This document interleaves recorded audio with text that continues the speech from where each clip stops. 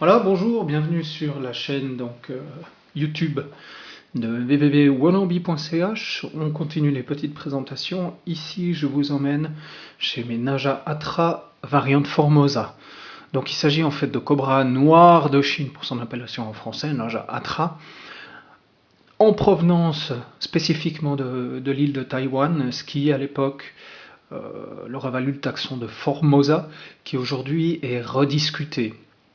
Donc les éleveurs et les scientifiques ne sont pas tout à fait d'accord parce qu'il semblerait quand même que cette sous-espèce, enfin pour autant que ce soit une, soit différente du cobra noir de Chine, notamment par un dichromatisme sexuel, à savoir que les représentants de cette espèce sont plutôt couleur crème et les mâles présentent sur la partie arrière de la queue des points blancs, ce que les femelles n'ont absolument pas.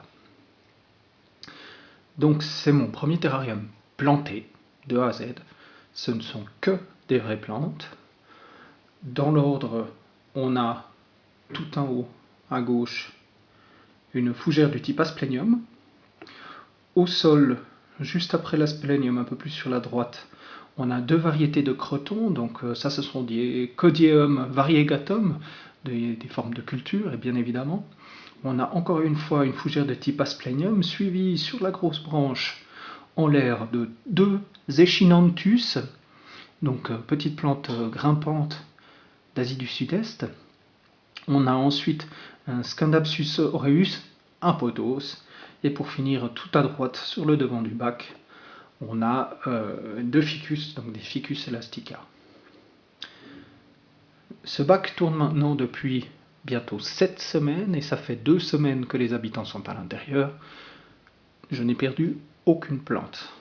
Ah, j'ai oublié de citer une petite qu'on voit ici au sol. C'est un jonc, un juncus. Donc je ne l'ai pas vraiment cité parce que c'est la dernière que j'ai rajoutée, puis j'ai tendance à l'oublier parce qu'elle est pas très. On la voit pas beaucoup. Donc ce bac tourne depuis 7 semaines maintenant. Il est éclairé au moyen d'une lampe spécifique qu'on voit ici. Donc ça c'est une lampe HQI 75 watts. C'est à peu près 2 fois moins que ce que la littérature recommande par mètre carré pour des terrariums de type tropico-humide. L'intérieur est fait à partir d'une résine et les murs sont recouverts de shashim, donc c'est de la fougère en provenance de Nouvelle-Zélande. On peut la compenser par d'autres formes de fougères qui ne sont pas annexées à la CITES, mais aussi avec de la tourbe. Donc j'ai de bons espoirs pour ce bac qu'il continue à grandir. Si on regarde bien, on voit notamment sur les Echinanthus que des pousses se forment, tout comme sur les Asplenium, mais également sur les Codium, il y a des feuilles qui commencent à sortir. Les Echinanthus, en plus de me faire des pousses, me font très régulièrement des fleurs, ce qui est plutôt bon signe.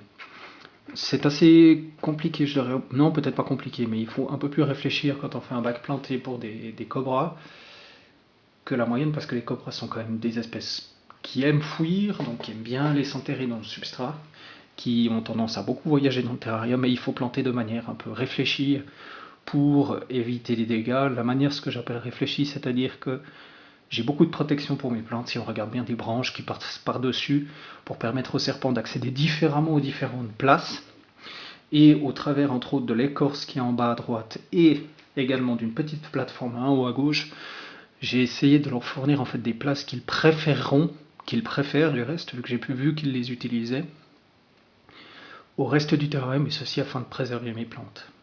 Maintenant, ce type de bac, c'est à long terme qu'on voit si le succès est là ou pas.